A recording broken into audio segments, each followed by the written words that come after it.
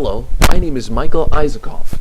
On behalf of the Cooper Union CNC Mechanical Testing Team, I would like to present to you this tutorial on how to use our software to properly integrate your load cell with a CNC machine. Before you start this tutorial, please make sure you have read everything in our main tutorial up to this point and have downloaded and acquired and had all the proper setup and tools and materials required for this project.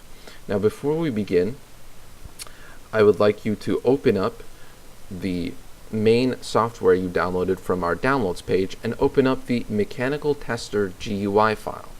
This will open up two windows which you want to keep at all times.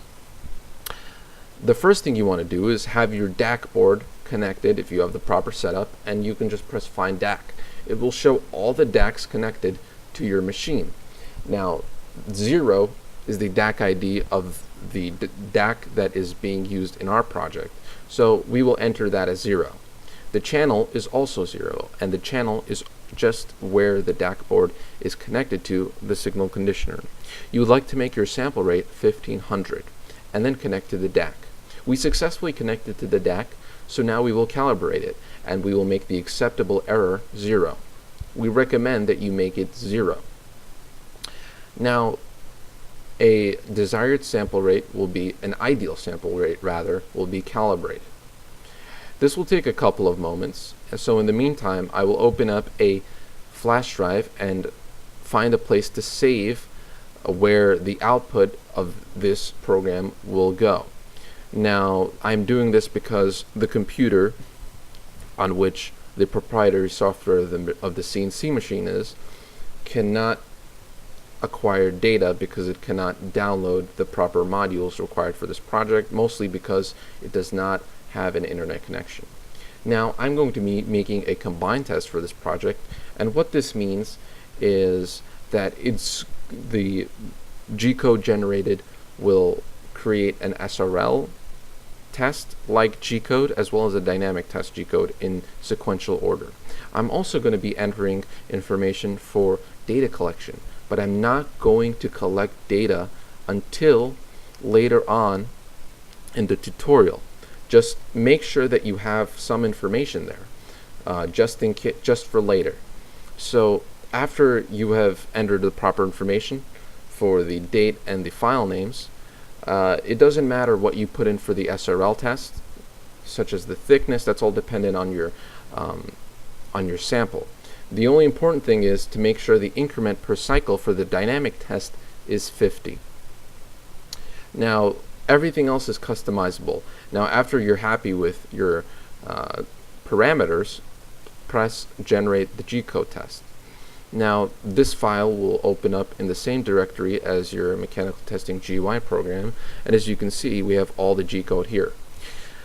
But make sure that all of your parameters don't go beyond the limitations of the CNC machine, because you don't want your CNC machine crushing your sample or hitting the floor of the CNC table.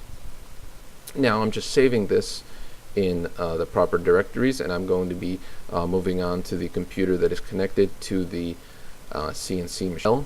I open up the proprietary software in another computer, and I set the origin of my CNC machine, and I make sure it's on the G54 command, and by going to the base point command I can set the origin.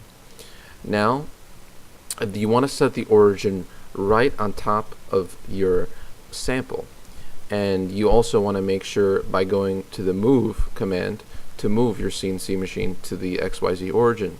Then by pressing the cut command and opening a file, which we already opened, you can press output and the test will begin.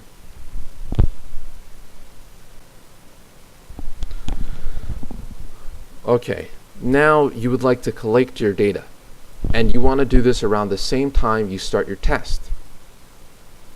And you want to make sure that the number of seconds of data collection is directly proportional on a 1-to-1 ratio with the information with the speed with which the test is done.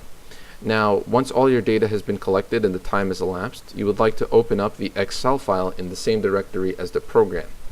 And by pressing Control and Shift and selecting two columns and the down key, you can select all the data and then create a scatter plot. Now, we put our scatter plot in a separate sheet and customized it a little bit to give you a better idea of how your data should look like. Now, here are the 5 steps, as you can see, 1, 2, 3, 4, 5, and these are at different loads. And then there is a sine wave, but it's hard to see, so let's zoom in on that.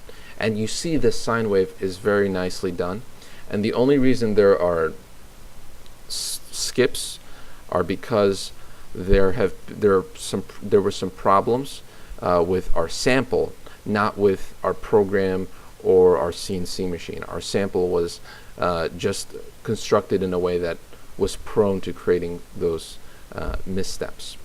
But thank you for watching this tutorial, and again, this has been Michael Isakov.